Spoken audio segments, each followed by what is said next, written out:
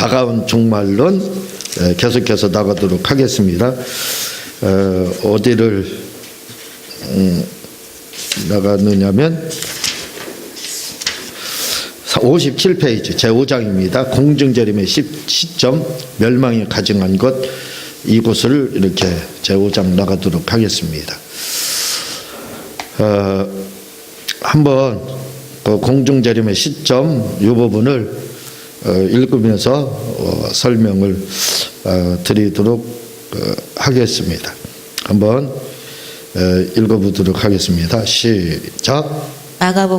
마태복음 24장 15절을 보면, 그러므로 너희가 선지자 다니엘이 말한 바 멸망에 가증한 것이 거룩한 곳에 선 것을 보거든 하고,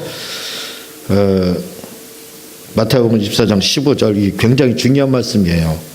요 간단하게 한 말씀 이렇게 나왔지만 제가 이걸 하나의 분수령으로 본다겠죠. 그러니까 역사의 분수령, BC의 분수령은 주님 오신 거, 그걸 이야기하는 것처럼 전 3년반과 후 3년반의 분수령이에요. 이걸 통해서만 우리가 알 수 있게 된다 이거죠. 전 3년반이 끝나고 후 3년반의 시작. 반복되는 것 같지만 전 3년반의 시작 알 수가 없습니다. 그러나 후 3년반의 시작은 알 수 있다 이거죠. 전 3년반의 시작을 우리가 감을 잡을 수가 없어요. 왜냐하면 말씀을 드렸지만 끊임없이 반복되는 것, 전쟁, 민족을 대적하고 뭐 이런 것들 유사일에 지금 계속 반복되지 않습니까? 뭐 시리아 냉전 이런 거, 또 뭐 그 나라를 침범하는 이러한 뭐 미국이 이라크 전 뭐 이런 것들 끊임없죠. 그러니까 그런 거 가지고 또 지진, 갑자기 지진이 있다 그러는데 지진 뭐 지금도 계속해서 반복돼서 1년에도 몇 차례 큰 대형 지진이 일어나서 많은 인명피해가 있어서 몇만 명 이렇게 또는 몇십만 명 죽는 경우도 지금도 이렇게 반복되어 있잖아요. 그래서 그걸 가지고는 지진이나 민족을 대적하고 뭐 이런 거 전쟁 이런 거 가지고 지금 전 3년반이 시작됐다. 아무도 호언장담할 수 없습니다. 그리고 전 3년반에 말씀을 드렸지만 이스라엘 외에는 전 3년반에 사건이 있는지조차도 모른다고 그랬죠. 왜냐하면 거의 뭐 태평하기 때문에 어떤 그 환란이나 핍박 이런 것들을 우리가 체험할 수 없습니다. 그러면 있는지조차도 몰라요, 이방인들은. 그러니까 언제 전 3년반이 시작됐는지 그건 알 수가 없다 이거죠. 그런데 후 3년반에 시작은 알 수 있다 이거죠. 그 보거든 이렇게 말했습니다. 멸망에 가증한 것이 거룩한 곳에 선 것을 보거든. 이걸 다른 말로 하면 이스라엘의 포위를 이야기를 하고 있어요. 실제적으로 역사적으로는 데오스 안티오쿠스 4세에 의해서 164년 이스라엘 169년이죠. 이스라엘 침략, 그걸 이제 이야기하는데 주님은 이것을 멸망에 가증한 것이 서것은 포위를 말하고 있습니다. 이스라엘의 포위. 그러니까 결국은 이스라엘이 포위되는 거, 적으로부터 포위되는 거, 이걸 보면 주님이 오신다 그렇게 보면 됩니다. 왜냐하면 여기서 보거든 이렇게 말을 하고 있거든요. 거룩한 곳에 선 것을 보거든, 읽는 자는 깨달을지니, 볼 수 있다는 겁니다. 못 보고, 만약에 보거든이 빠졌으면 못 보고 공중재림에 참여하는 거예요. 그러나 보거든, 볼 수 있다 이거죠. 그래서 그것을 보면 그때 이스라엘 포위당하는 것을 보게 되면 종말이 가까워졌다. 그렇다고 해서 이스라엘이 독립되지 않았는데 포위된 것, 뭐 십자군 전쟁 이런 걸로 인해서요. 여러분 그런 것들이 있었습니다. 그것은 말세지말, 종말이라고 이야기할 수가 없어요. 왜냐하면 그런 일들은 여러 번 있었거든요. 그리고 이스라엘이 독립되지 않았기 때문에 이게 코드가 맞지 않습니다. 빠져들어가지 않아요. 그러나 이제 이스라엘이 독립됐기 때문에 이렇게 거룩한 곳에 선 것을 보거든, 이 말씀은 이제 이 말씀이 맞아 들어갈 수 있다 이거죠. 그러니까 이렇게 포위된 걸 보면 그때는 후삼년반의 시작이 동시에 되면서 주님이 공중재림을 한다 이거죠. 그걸 이야기를 하고 있습니다. 그래서 역사의 분수령과 같이 전 3년반과 후 3년반의 분수령은 요 마태복음 24장 15절을 기점으로 한다라는 것을 기억을 다시 한번 하시기 바랍니다. 계속 읽겠습니다. 시작. 말씀하고 있는데 여기서 멸망에 가증한 것이란 첫째로 주전 169년 이스라엘을 점령한 시리아 8대 왕 안티오코스 4세인 네. 이렇게 읽어요. 에피파네스를 말하고. 예. 그러니까 멸망에 가증한 것이 거룩한 곳에 선 것은 요것은 뭘 말하느냐? 주전 169년 이스라엘 요 사건에 대해서 이제 밑에 계속 설명이 잘 나와 있어요. 역사적인 사건들이 계속 이제 이 부분에서 계속 설명이 되고 있습니다. 중요하기 때문에 그때 데오스 에피파네스가 이스라엘 점령한 거 그거 8대 왕 시리아이죠. 안티오코 4세 그 사건을 말을 하는 거다 이거죠. 그걸 말을 하는 건데 그걸 말을 하는 거고 두 번째 한번 읽겠습니다. 시작. 둘째는 누가복음 21장 20절 로마 군대를 말하고. 예. 로마의 군대가 이스라엘을 포위한다 이렇게 이야기를 누가복음 21장 20절 하고 있거든요. 포위를 말한다 이거죠. 그러니까 예루살렘 포위하는 것을 보거든 이렇게 이야기하거든요. 그러니까 멸망에 가져간 것이 뭐냐? 예루살렘 포위. 로마 군대가 주님 시대에는 이렇게 포위를 말을 하고 있습니다. 그래서 멸망에 가져간 것이 거룩한 곳에 선 거든 거룩한 예루살렘을 포위하거든 그 말이거든요. 포위한 거 그걸 보거든 누가복음 21장 20절 그걸 말을 하고 있습니다. 그러면 이제 피하라 이거죠. 공중재림 이게 이제 펠라 지역으로 이 일을 기억하고 이 주님의 말씀 기억하고 펠라 지역으로 후에 피하게 돼서 기독교인들은 단 한 명도 이스라엘 AD 70년 멸망할 때 단 한 명도 안 죽었어요.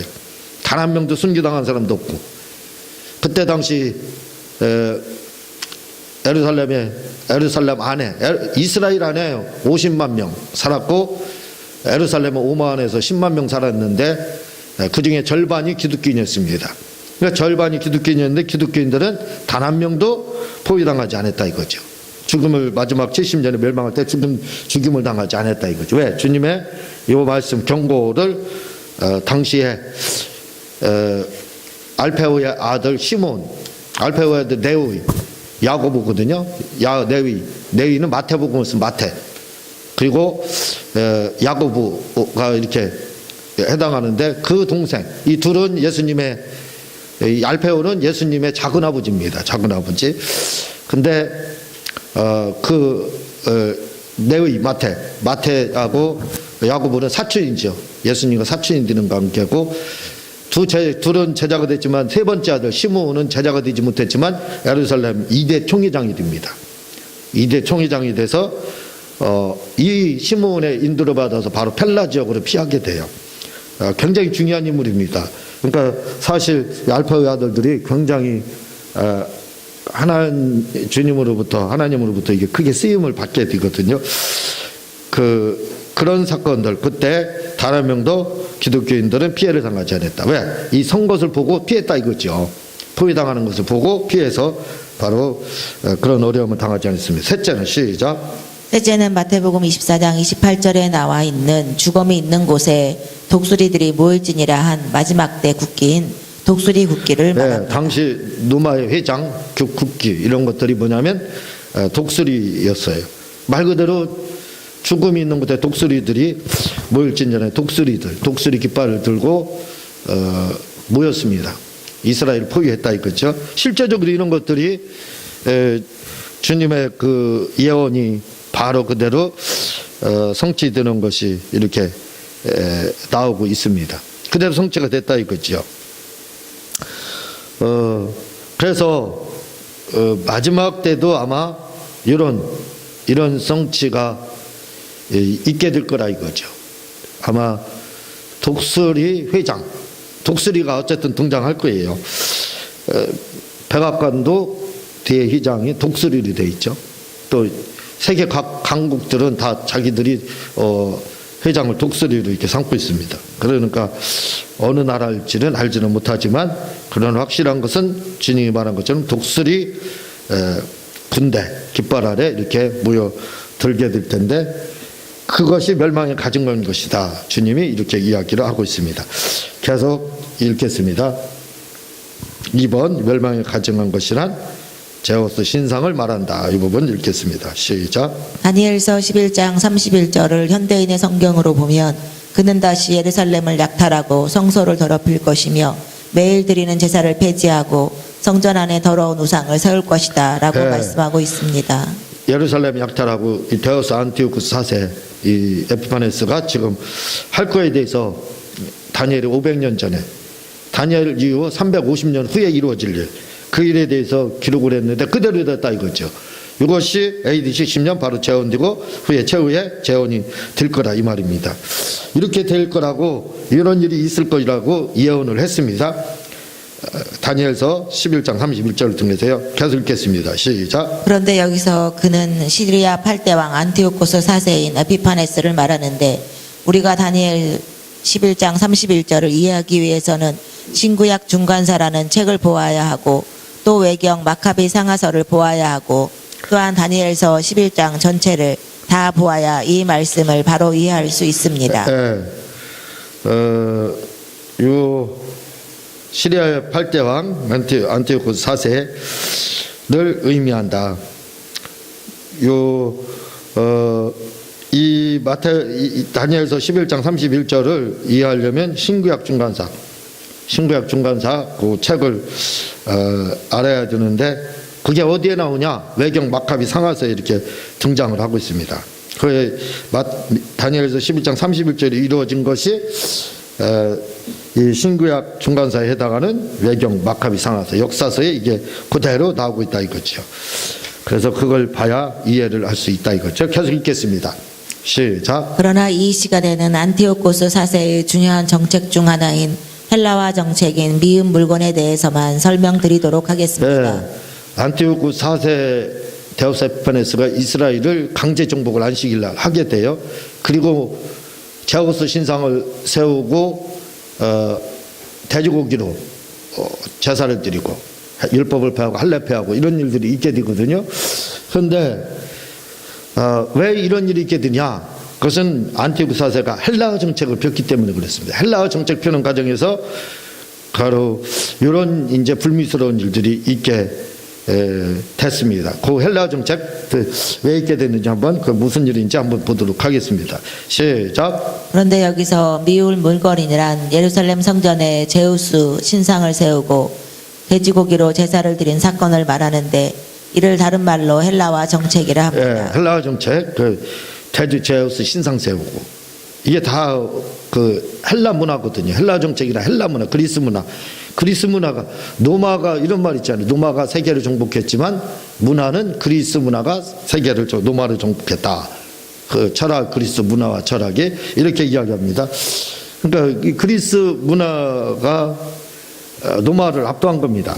세계 문화를 선도했다 이렇게 보면 되는데 그리스 문화 중에 하나 제우스 그 신이 있잖아요. 그 신상 이제 그걸 말을 하고 돼지고기 제사 드리는 이런 것들 이게 다 헬라어 정책이라 이거죠. 정말 전 세계를 헬라화 시키려고 노력을 하는 과정이 있어요. 그 과정에서 이스라엘도 헬라화 시켜야 되겠다 말씀을 드렸지만 일본인 사람들이 우리 30년 강점기 강제로 점령했잖아요. 그 사람들은 뭐라고 하냐면 우리나라를 개혁시키기 위해서 눈을 뜨게 하기 위해서 조선을 좀 눈을 뜨게 해야 되겠다. 개방시켜야 되겠다. 그래서 자기들은 점령했다. 이렇게 이제 지금 변명하는 것처럼 마치 안티오코스 4세도 당시에 이스라엘에 대해서 이스라엘이 좀 너무 처져 있다 문화가. 그래서 그들 좀 깨우쳐야 되겠다. 좀 눈을 뜨게 해줘야 되겠다 해서 이 정책 헬라어 정책을 핀 겁니다. 그래서 이런 그 미운 물건을 세우게 되는 거예요. 계속 읽겠습니다. 그런데 그가 이스라엘에 이렇게 헬라화 정책을 쓴 이유는 그가 로마에 14년 동안 볼모로 잡혀 있는 동안 헬라 문화에 큰 감동을 받아서였습니다. 네, 안티오코스 3세 아버지 셀루쿠스가 이제 그의 형인데 형 대신에 볼모로 14년 동안 이렇게 노마에서 감금되는 중에 잡혀있는 동안에 상당히 감동을 받았습니다. 감명을 받았다 이거죠. 헬라 문화에. 그래서 이제 그 헬라 문화를 자기가 집권하면서 모든 자기가 정복한 나라에 이 정책을 폈습니다. 그런 과정에서 종교적 핍박이 있게 됐다 이거죠. 이스라엘에. 계속 읽겠습니다. 그래서 그는 그가 점령한 나라마다 헬라화 정책을 펴서 헬라화 시켰습니다. 이 과정에서 예루살렘 성전의 신성모독 사건이 발생한 것입니다. 예, 그래서 신성모독 사건이 헬라어 정책 이 과정에서 나오게 됐다 이거죠. 나오게 된 겁니다. 이렇게 자연스러운 어떤 과정인 것처럼 보이지만 사실은 다니엘서 11장에서 벌써 예언한 것이 성취되기 위한 하나의 과정이었다 이거죠. 예, 미리 예언한 것이 성취되는데 이렇게 그 사람은 안티오크 사세는 좀 이스라엘 사람들의 의식을 깨워줘야 되겠다. 그런 마음으로 했는데 그것이 하나님의 입장에서 볼 때는 다니엘서 11장의 말씀이 성취되게 하는 그러한 하나의 과정이었다는 거죠. 계속 읽겠습니다. 그의 헬라화 정책이 역사적으로 중요한 이유는 마지막 때 적그리스도가 안티오코스 사세처럼 예루살렘 성전을 모독하는 제우스 신상과 같은 것을 세울 것이기 때문입니다. 네. 헬라어 정책 때 있었던 일들이 마지막 때 아마 신성모독 예루살렘에 그런 일들이 있게 될 것이라 이거죠. 세 번째, 그의 안티오크 사세의 그의 헬라화 정책의 목표 이 부분을 이런 부분들은 마카비 상하서 요세푸스 그의 구약 이스라엘서 요세푸스의 책에 자세히 그대로 나온 내용들입니다. 그대로 나온 내용들을 이렇게 제가 정리를 한 거예요. 그러니까 다니엘이 예언한 것이 350년 후에 그대로 성취되는 것들이 이렇게 기록이 되어 있습니다. 계속 읽겠습니다. 시작. 안티오코스 4세의 헬라화 정책 제1목표는 유대교를 말살하고 헬라 종교를 심는 것이었습니다. 네, 유대교 뒤처졌다 이거죠. 시대에 맞지 않다. 유대교는. 그래서 새로운 종교를 좀 가르쳐줘야 되겠다.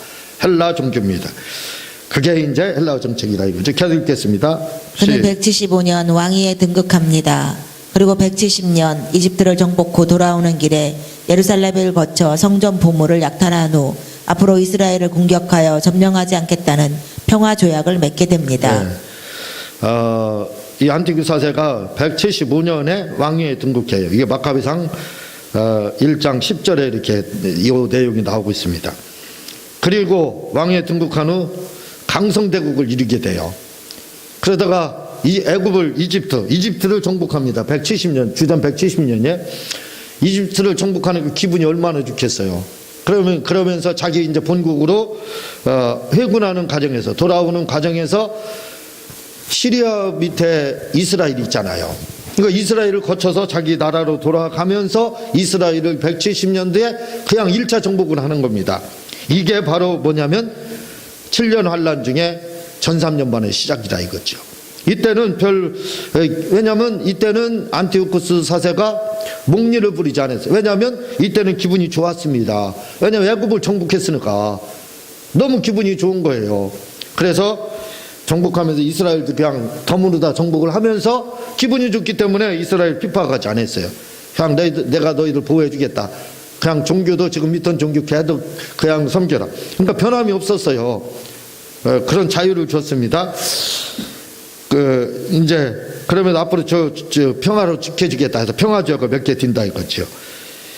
이것이 7년 점령의 시작이 됩니다. 여기 그다음 시작. 우리는 이렇게 이스라엘을 점령한 주전 169년의 사건을 7년 환란의 서막이라 합니다. 169년 70년도에 170년 애굽을 정복하고 돌아오는 과정에서 169년이 된 거죠.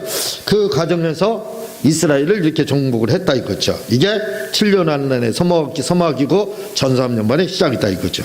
계속 읽겠습니다. 시작. 그 후 그는 주전 167년 2차 애굽 정복을 감행합니다. 다시 애굽이 또 반란을 일으켜서 2차 정복을 하려고 167년 정복을 나갑니다. 계속 읽겠습니다.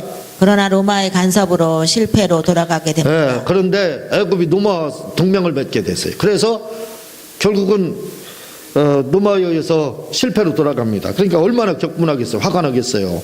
우리말에 무슨 말이냐, 종로에서 뺨 맞고 한강에서 화풀이 한다. 바로 그 꼴이에요. 그 속담이 딱 맞습니다. 한번 읽어보겠습니다. 시작. 이에 격분한 안티오코스 4세 에피파네스는 시리아와 로마의 중간 정착지인 이스라엘을 공격하여 점령하고 로마의 간섭으로 패한 분풀이를 하기 시작합니다. 예, 종로에서 뺨 맞았어요. 뺨은 로마한테 맞고 분풀이는 한강 이스라엘에 가서 한 겁니다. 계속 읽겠습니다. 이는 이스라엘과 맺은 평화조약을 깨는 기습 공격이었던 것입니다. 네, 안식일날 평화조약 깨고 기습 공격을 하게 됩니다. 계속 읽겠습니다. 그는 이스라엘에 22,000의 군대를 파견하여 안식일날 유대인들이 싸우지 않을 것을 예상하고 예루살렘을 공격하여 약탈하고 불태우고 포로로 잡아가고 점령합니다. 네, 요 내용이 마카비상 1장 20절에 나오고 있어요. 주일날은 안식일날은 이들은 싸움도 않는 거예요. 이스라엘이요. 그래서 퍼레이드를 하게 됩니다. 퍼레이드 이스라엘 사람들을 지켜시키고 그날 우리가 너희들 지킬 것이다. 해서 퍼레이드를 하게 돼서 막 수많은 주민들을 예루살렘 주민들을 모아놓아요. 다 동원을 합니다. 그리고 나서 갑자기 그냥 창끝을 백성들을 향해서 향하게 해요. 그래서 거기에 참석했던 사람이 다 몰살당하게 돼요. 일반 백성들까지요. 22,000 군대를 파견해가지고 싹쓸이 하는 겁니다. 한마디로. 갑자기 이스라엘을 공격하게 돼요. 계속 읽겠습니다. 이렇게 이스라엘 이렇게 이스라엘을 공격해 점령한 후 그는 그의 12월 8일 제우스 신상을 예루살렘 성전에 세우고 율법과 할례와 안식일을 폐합니다. 12월 8일 제우스 신상을 세우고 율법을 폐하게 됩니다. 그리고 시작. 그리고 돼지고기로 제사를 드리게 하고 돼지고기를 강제로 먹게 하여 성전을 모독하기 시작합니다. 네, 돼지고기는 불결해서 먹지 말라고 이렇게 돼 있는데 그걸로 예배드리고 또 안 먹으려고 하는 강제로 입을 벌려서 먹게 하고 그렇게 행포를 행합니다. 계속 읽겠습니다. 여기에 반항하는 사람들은 무조건 처형하게 됩니다. 그래서 율법을 지키려고 했던 수많은 사람들이 희생이 됩니다. 순교하게 돼요. 계속 읽겠습니다. 이렇게 예루살렘 성전에 제우스 신상을 세우고 성전을 모독한 사건을 가리켜 마태복음 24장 15절은 다니엘이 말한 바 멸망에 가증한 것이 거룩한 곳에 서거든 이라고 말하고 있는 것입니다. 포위하고 이때는 정복해서 이렇게 제우스 신상을 세운 걸 이때 당시로는 말을 하지만 후에는 포위를 말한다. 예루살렘. 계속 읽겠습니다. 그 후 마카비 형제에 의해 164년 12월 25일 성전이 재봉헌됩니다. 마카비, 망치라는 뜻을 가지고 있어요. 삼형제가 큰형이 죽고 막내가 시작했나? 둘째가 시작했다가 죽고 전쟁 중에 죽고 둘째, 셋째인가 이렇게 또 받았다가 마지막 막내가 이제 받아가지고 마지막 둘째 형이 이걸 받아서 그래서 이제 하스몬 왕조인가 이렇게 왕조가 시작이 돼요. 마카비 형제에 의해서. 그래서 64년에 재봉헌이 됩니다. 계속 읽겠습니다. 이로 인해 예루살렘 성전에서는 미을 물건이 사라지게 되고 그 후 그는 주전 163년 페르시아에서 일어난 반역 사건을 진압하러 갔다가 그곳에서 창자가 썩어 죽게 됩니다. 안티오코스 4세가 164년에 마카비 형제에 의해서 패하고 그 다음에 페르시아 지금 이란이죠. 이란 페르시아에서 반역이 일어나서 거기 정복하러 가다가 그만 창자가 썩어서 죽게 됩니다. 막 구더기가 나오고 그렇게 해서 죽었다요. 계속 읽겠습니다. 그는 죽을 때 이스라엘을 학대하고 하나님을 대적했던 것을 후회하면서 죽었다고 합니다. 그런데 죽기 전에는 조금 제정신이 돌아왔어요. 내가 이스라엘을 너무 핍박했구나, 잘못했구나 해서 회개하는 장면이 이렇게 나오는데 그게 마카비상 3장 37절에 이렇게 등장을 하고 있습니다. 이거 다 읽기에는 시간이 너무 많이 남았기 때문에 이에 대하여 다니엘서 11장 30절 31절은 이렇게 말한다 하는 부분, 이거 다니엘서에서는 이 부분을 다시 설명을 하고 있는데 이건 다음 시간에 계속해서 나가도록 하겠습니다. 제가 기도하도록 하겠습니다. 하나님 아버지 감사합니다.